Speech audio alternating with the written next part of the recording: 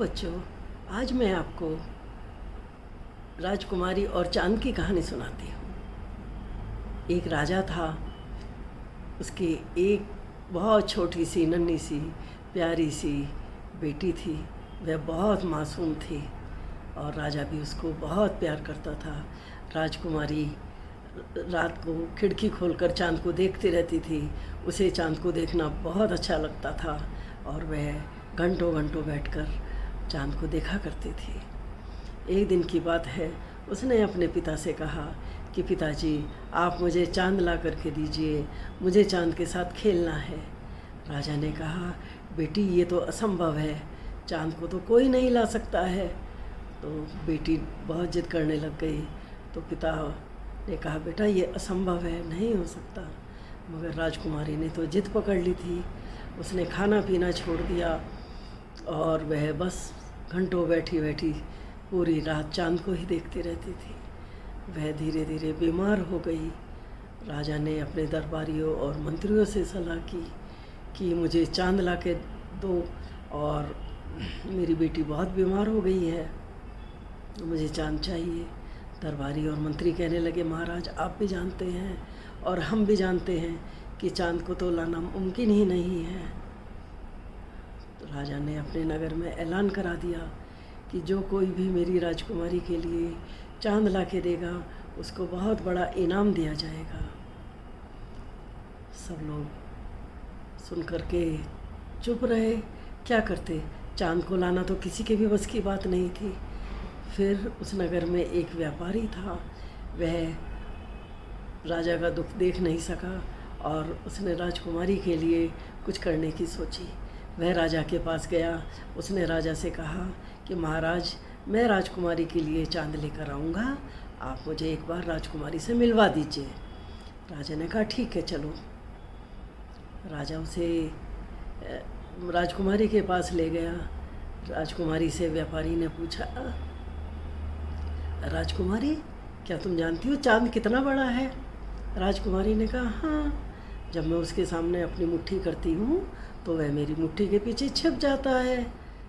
व्यापारी ने पूछा, राजकुमारी, चांद कितनी ऊंचाई पर है? बोली राजकुमारी ने मासूमियत से जवाब दिया, मेरी खिड़की के बाहर जो पेड़ लगा हुआ है उसके थोड़ा ही ऊपर चांद लगता है। व्यापारी ने कहा, ठीक है, अब ये बताओ चांद कैसा होता है, किस रंग का होता है? भोली राजकुमारी ने कहा, चांद तो बहुत सुंदर होता है, सफ़ेद रंग का होता है, बहुत चमकीला, बिल्कुल चांदी के जैसा होता है। व्यापारी हंसते हुए उठ गया। उसने कहा, ठीक है राजकुमारी, कल मैं आपके लिए चांद तोड़कर ला दूंगा। राजकुमारी तो बहुत खुश हो गई। व्यापारी राजा के पास गया। उसने राजा को अपनी योजना बताई। राजा भी उसकी योजना सुनकर बहुत खुश हो गया।